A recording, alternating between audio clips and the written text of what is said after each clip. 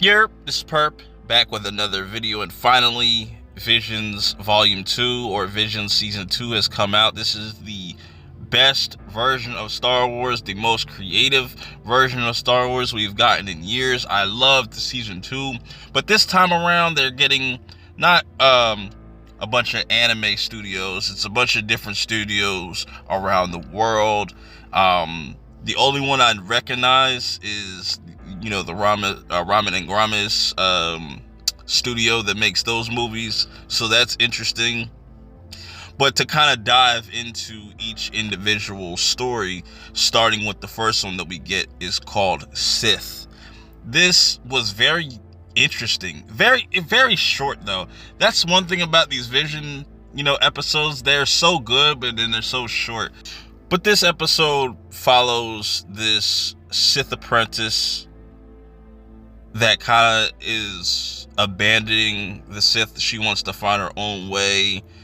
Most likely becomes like this kind of gray Jedi. And I love the art style of this. It starts off like a blank canvas, like an artist, and a lot of bright, vivid colors, and the clashing of different kind of vibes and stuff like that. So eventually she stops to what she's doing with her painting, and that's so interesting that this person is an artist.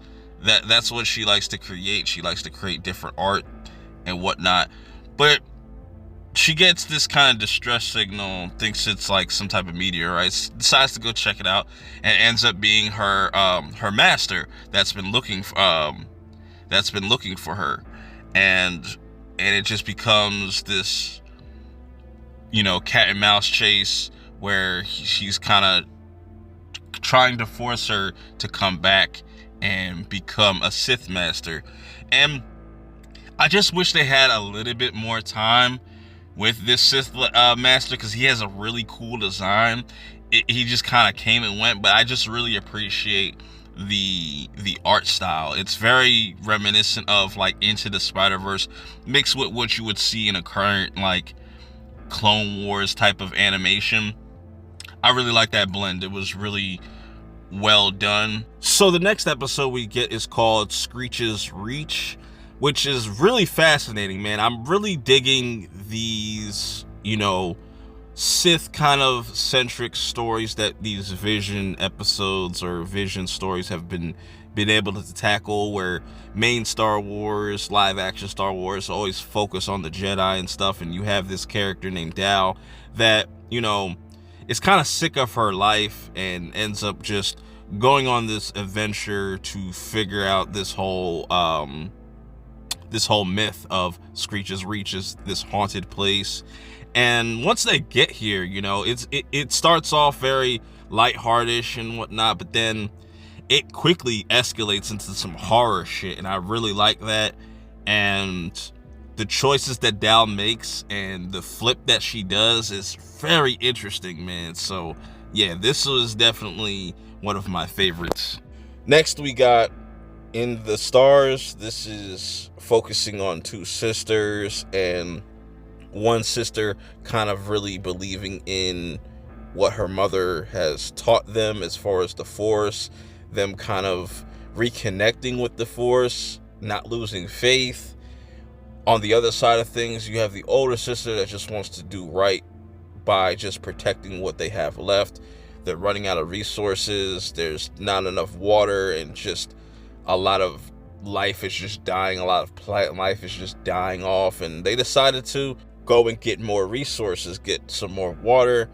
One thing leads to the next, but then it ends up with them kind of reconnecting with the Force. And I just really enjoyed this. I really liked the animation. It was really stunning. 3 episodes in, art styles have just been really on point and very different. Speaking of different, the next episode, which is episode 4, this is the studio that made Ramen and Gromit, whatever it's called. This is that claymation, stop motion type of style. This is very basic. It's a mother-daughter story. The daughter is head of her class, or is getting ready to do this race and doesn't tell her mom about this being a family race, and she just feels very embarrassed being around her, and it's definitely the weakest one. It has this Star Wars aesthetic, but just, I don't know, I just wasn't really vibing with it. I know this might be some other people's favorite, if you like this studio, but it's definitely my weakest. But moving on to the next episode, which is called The Journey to the Dark Head, Journey of the Dark Head, however it goes. This is definitely Volume 2's 9th Jedi story. This is definitely one of the longest, running at like 18 minutes, but it's really like 17. Fantastic story. You have this chick here that, could see into the future and tries to do what she can to change that said future and then links up with this Jedi that's also kind of dealing with some inner turmoil and stuff from like Order 66. And this was fascinating, bro. We need them to just put out full-fledged series. I'm telling you, Disney is just, I don't know what they're doing over there, but this is definitely one of my favorite episodes by far, if not my favorite. Next episode is called The Spy Dancer, and this art style is so unique. It has this like real clean look to it, but how they're like outlined or drawn, it looks almost like kind of unpolished or unfinished. Very unique. It starts off, you have all these stormtroopers kind of going to this place where they all kind of hang out, and you're like, what's going on here? And it's actually a front for the rebels, and this character that we get, Louis, she uses this dance performance to kind of distract while all the stormtroopers and everybody are in awe. And I really like this. I like this, getting these kind of rebel stories, very different.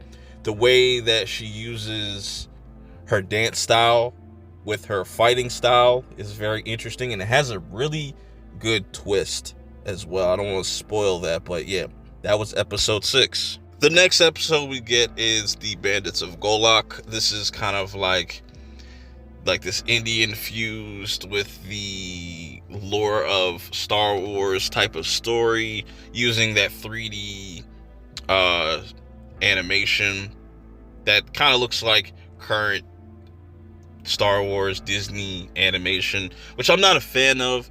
So off the bat, this was definitely going to be one of the weaker ones for me, even though I do like the whole, trying to get this guy trying to get to his sister to some safe haven, but she keeps using her powers when she shouldn't be using her powers, and that puts a whole red flag on them.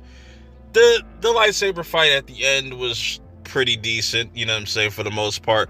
Old lady over here was getting busy, but overall still one of the weakest. Next episode we get is The Pit, and this one I was really looking forward to because this is the first time that they really kind of focused on black characters in Star Wars. Black characters in Star Wars really don't get no type of love. People will be like, oh, but what about Mace Windu work? You know what I'm saying? Black people just get done dirty when it comes to Star Wars. It doesn't matter if it's George Lucas doing it or if it's Disney doing it. They still just haven't done it right. But here, this had potential. It's interesting that they have these stormtroopers gather all these like prisoners together. They tell them to dig, and it almost felt like an episode, like a continuation of Holes. And as they're digging, they find Kyber Crystals, and they use these Kyber Crystals over time. There's like this time lapse that they start to build this city that's ran off the Kyber Crystals.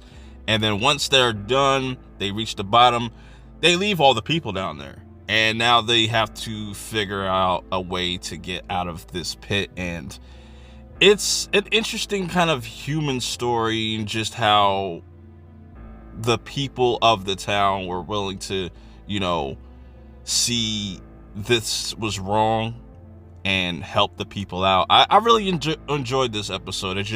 I would want to see where they go with the little girl, like as far as the story goes, like what would she do now that she has like a Kyber crystal and stuff like that. So really dope stuff, because we don't normally see any type of black Sith or black Jedi for that matter. You know what I'm saying? People just like Mace Windu, but that's about it. But yeah, that was that episode. Last but not least, we get the final episode of Volume 2. I think it's pronounced IU songs, whatever the hell. Anyways, this one was really fascinating as well, where it kind of focused on Kyber crystals and whatnot. You have this girl here that, you know, is told not to use her voice because her voice is very powerful.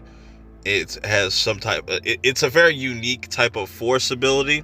Like I said, it goes back to the spy dancer, you know, where she's using her dancing and stuff like that as her combat. And here you have this character that's able to, you know, purify these Kyber crystals with her voice and stuff. It's very fascinating. Cool little art style as well. You know what I'm saying? Overall, I thought season 2 was very solid. Volume 2 was very solid. I like the different takes all these studios kind of went with. You know, the way that they chose to show off force abilities, or just different aspects of Star Wars, or kind of put their own kind of twist on it. I'm curious to see what they're going to do with season 3. I just think that they need to just spin a lot of these different shorts into actual full-fledged series, and you'll have some very happy Star Wars fans. Here's my ranking, by the way, as well too. Let me know where you would rank these episodes. Let me know how you thought about Volume 2. I still prefer Volume 1 just because I'm an anime fan, but I still appreciate this one as well. It's the best Star Wars content we've been getting. It's the most original. You know, you can't deny that. Anyways, that's just my review of Volume 2. I will see y'all in the next one. Peace.